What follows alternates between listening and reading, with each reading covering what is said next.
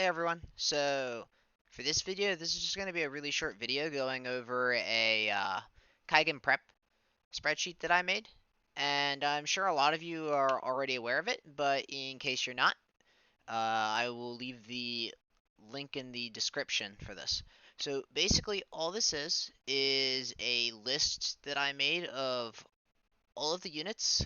Pictures are courtesy of the Alchemist code database, and it just gives me suggested gates and frag values that you're going to need when these units get their Kaigan. And I'm going to keep doing my normal videos like always, but if you wanted to get a quick look at how many frags you might need or how many shards you might need and you want to get a head start on specific units, this is a good resource to use.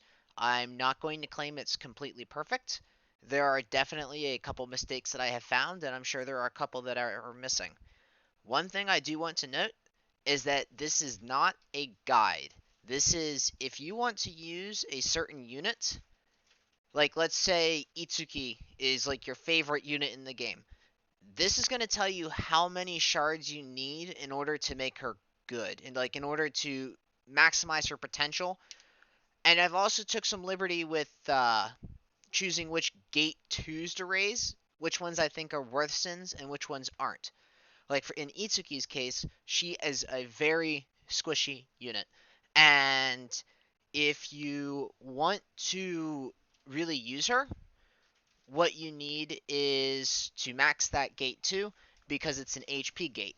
Meanwhile, a unit like Zane doesn't necessarily have to max gate 2 because he already has a lot of HP, but Itsuki definitely needs to max gate 2 if you want to use her effectively. That being said, Itsuki is not a great unit. I mean, she's good, but she's not great. You know, she can get the job done, but it's really hard to justify using her with units like Yoras, who just do significantly more damage and fill a somewhat similar role as a charge up nuker. So that's basically the gist of this sheet. Now, if we go over to the checklist portion of the spreadsheet, I reordered all of the units by element and by release date, thanks to Full Blue and Allsark for giving me the Full Blue prepped the individual elements, and Allsark gave me the dates in order to do this. It shows the days that after Kaigan got released that the units got their Kaigan, so you can get a good idea of when a unit you really like might get their Kaigan. Because let's just say your favorite unit in the game is Mayfon. Well, Mayfon isn't going to get her Kaigan until October, and I can pretty much guarantee that because she's linked to the Halloween event, and that's when she got her Kaigan in Japan. And I see no reason for them to Kaigan her earlier.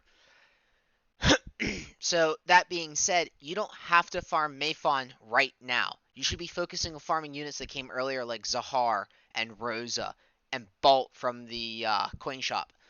And this will give you a really good idea of the order, so that way you can choose which units you want. Um, for some of the units, I went down and kind of wrote what they do, if they have a Nenso that they need, if they have a Nenso that's helpful. I don't actually specify which Nenso, but it at least tells you if you're going to need one in the future or not. And I'll tell you, like, whether it's really worth the Kaigan them or not. Once again, this is all my opinion. This is not set in stone final. Like, in what you see right here for Miona, I don't think she's worth Kaiganing, but it doesn't mean you can't Kaigan her if she's your favorite character. You really should strike a balance, and you should pick a lot of good units that'll fill out your teams and make it so that way you aren't like weak in any area and you have all the damage types and you can fill all the niches.